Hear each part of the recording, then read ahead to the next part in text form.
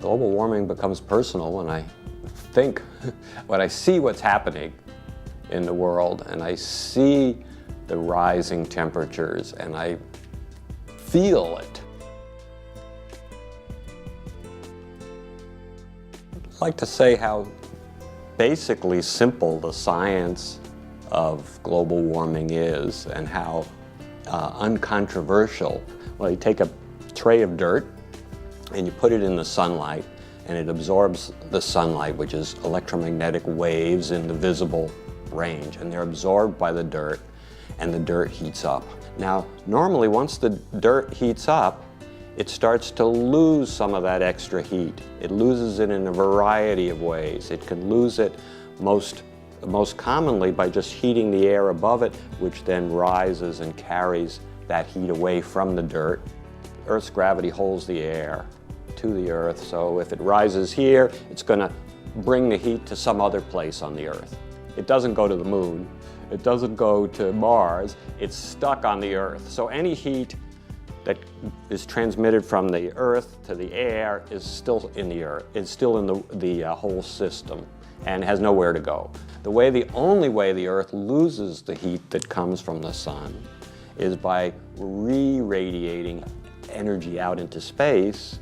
It radiates energy out into space in the form of infrared waves, lower frequency electromagnetic waves, and those waves go back out into space. This isn't new science. This isn't something made up recently. This is a well-known scientific fact. Infrared waves from the warmer soil go up into the atmosphere and they're reflected back by carbon dioxide in the atmosphere. They're kept in primarily, not completely, but much more kept in than when the carbon dioxide isn't there. So the carbon dioxide is acting like a blanket over the Earth. It's keeping the heat in, much like the glass does in a greenhouse. The more carbon dioxide in the atmosphere, essentially the thicker and the warmer the blanket, and the more the Earth is going to heat up.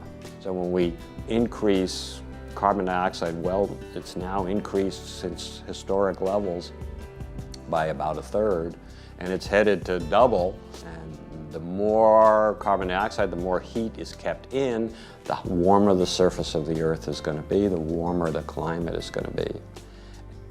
I guess one of the reasons that people have trouble understanding science is they get put off by the mathematical aspects, the fact that there are equations, there are abstract concepts, there are technical terms, and scientists are not, as a group, are not usually all that great in explaining what they're doing to people who don't know. So, of course, you know, the general public has a real tough time with it. And, you know, I think it's been said many times, but scientists really have to do a better job. It's really important to take the time to do it. And I hope maybe we're doing a little bit of it by putting this out there. You shouldn't believe in scientists. Don't believe in science, believe in science. It's a big difference, because science is something that a community does together, and as a community, then you can weed out these wrong ideas. But if you put your faith in one scientist, well, maybe that scientist is a very good scientist, maybe right 90% of the time. That's not enough. But the basic fact of global warming is simple, and you can't get around it. You can see it coming. We can see this train wreck coming, or this car accident coming. We're at the point where we're going 150 miles an hour down the street, and it's dangerous. So we gotta think ahead. You know, you may be going 150 miles an hour and not hurting anybody right now. I don't think that's the case. I think people are already being hurt, but the hurt is smaller, much smaller than it can be. So it's time to slow down.